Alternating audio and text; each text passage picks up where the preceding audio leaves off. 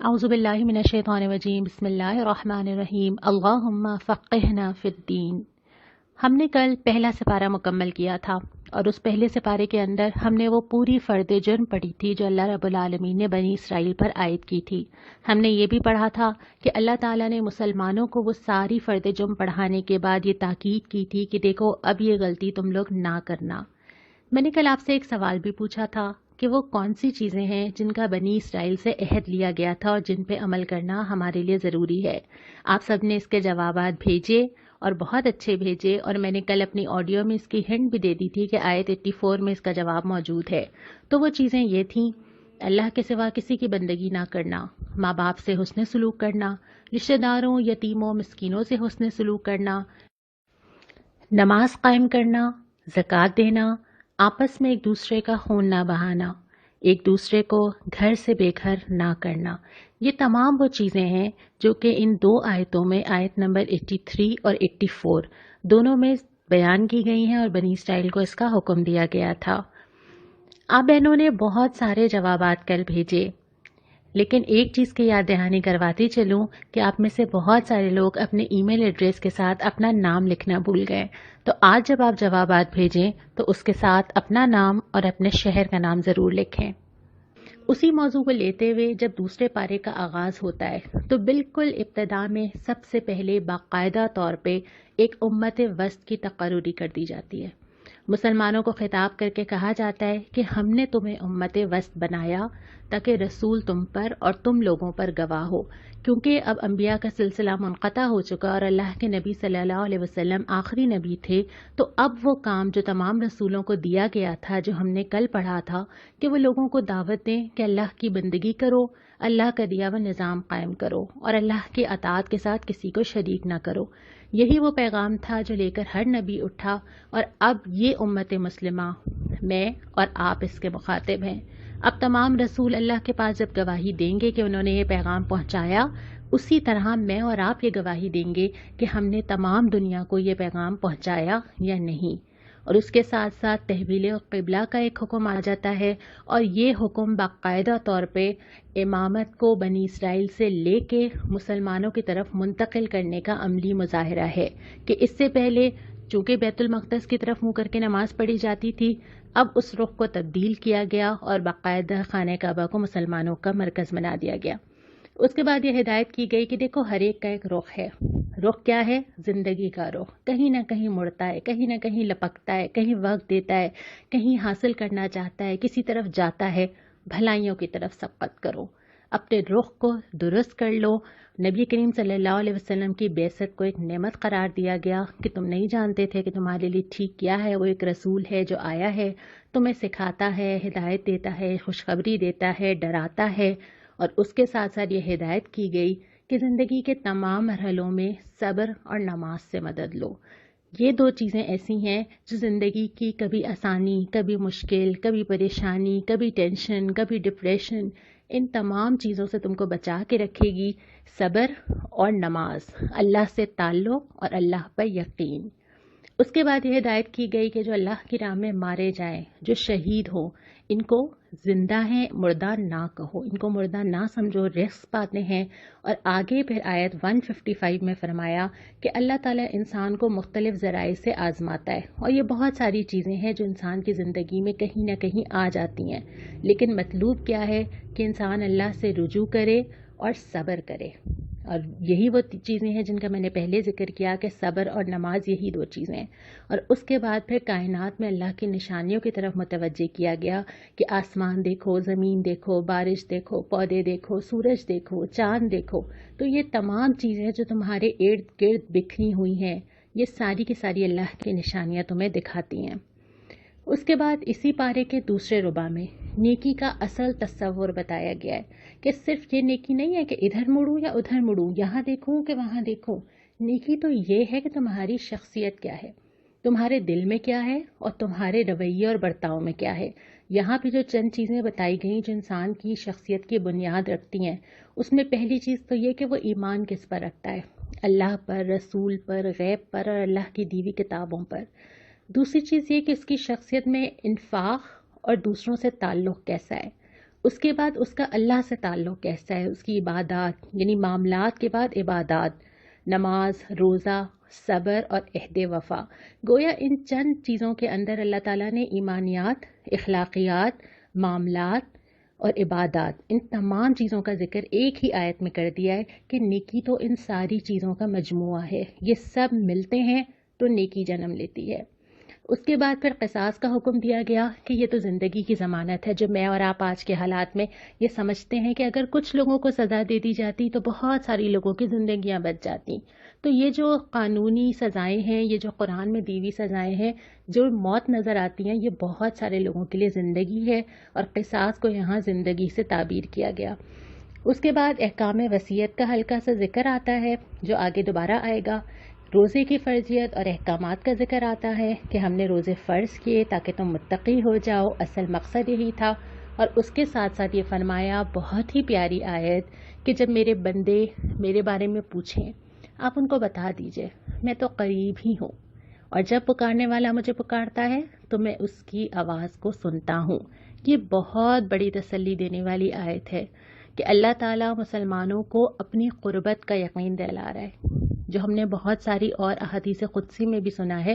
کوئی ہے مجھے پکارنے والا، کوئی ہے مجھ سے کہنے والا، کوئی ہے جو اپنی چھوٹی سے چھوٹی ضرورت مجھ سے مانگے. اور جن حالات میں آج ہم ہیں، اور جن حالات میں ہمیں سمجھ نہیں آتا کہ ایک دور جب انسان یہ سمجھتا ہے کہ وہ اب بہت ترقی کر چکا ہے اور کوئی چیز اس کی گرفت سے باہر نہیں ہے، اور کہیں وہ یہ منظر دیکھتا ہے کہ ایک چیز آتی ہے اور انسان کی تمام ترقی، انسان کے تمام منصوبے دھرے کے دھرے رہ جاتے ہیں، اور انسان حیران پریشان ہے کہ کیا کیا جائے. زندگی بدل گئی، معمولات بدل گئے، روز و شب بدل گئے، ترجیحات بدل گئی، اور اب بچا کیا؟ اللہ سے میرا اور آپ کا تعلق. اور اللہ ہی سے تعلق ہے جو اس مشکل سے ہمیں نکال سکتا ہے. اور یہاں بھی توجہ دلائی گئی کہ جب دنیا کی ساری چیزوں سے بھروسہ اٹھتا ہے تو انسان کو سمجھ آتا ہے کہ واقعتاً وہ اللہ کے در کا محتاج ہے. اس کے بعد قتال فی سبیل اللہ کے احکامات کا ذکر ہے کہ قتال فتنے سے زیادہ بہتر ہے، یعنی کہ اگر زمین پہ فتنہ برپا ہو اور قتال نہ کیا جائے یا اللہ کے لیے تلوار نہ اٹھائی جائے تو وہ فتنہ اس سے زیادہ شدید نتائج پیدا کرتا ہے. لہٰذا تیار رہنے کو، کسی کے فتنے کا جواب دینے کو، اگر کوئی قوم مقابلے پہ کھڑی ہو جائے تو اس سے بڑھ کے مقابلہ کرنے کی تلقین کی گئی ہے. اس کے بعد تیسرے ربع کا آغاز ہوتا ہے، اور آغاز ہی میں دو مثالیں سامنے رکھ دی جاتی ہیں جن کو سامنے رکھ کے انسان اپنے آس پاس لوگوں کو پہچان سکے. پہلی مثال یہ دی جاتی ہے کہ کوئی تو ایسا ہے جس کو زمین میں اقتدار، اختیارات حاصل ہو جاتے ہیں، اور وہ زمین میں کیا کرتا ہے. ہم اپنے آس پاس ضرور اس مثال کو سامنے رکھ کے دیکھیں، جن کو اقتدار حاصل ہے، جن کو اقتدار حاصل تھا، کیا انہوں نے زمین میں امن قائم کیا یا زمین میں فساد برپا کیا، اور اس کی روشنی میں ہم لوگوں کو پہچانیں. اور دوسری مثال اس شخص کی دی جاتی ہے جسے شاید دنیا میں کوئی بدلہ نہ ملتا ہو، جو دنیا میں کسی سے کوئی توقعات نہ رکھتا ہو، لیکن اللہ کی رضا کے لیے وہ اپنی جان کھپا دیتا ہو. جیسے ممکن ہو، جو کر سکتا ہو، بس اللہ کو راضی کرنے کی فکر میں لگا رہے. ایسے لوگ زمین میں خیر کا باعث ہوتے ہیں.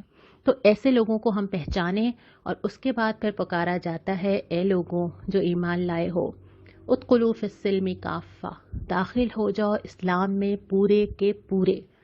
یہ نہ ہو کہ زندگی کا ایک خانہ اسلام میں داخل ہو اور ایک خانہ اسلام سے باہر ہو.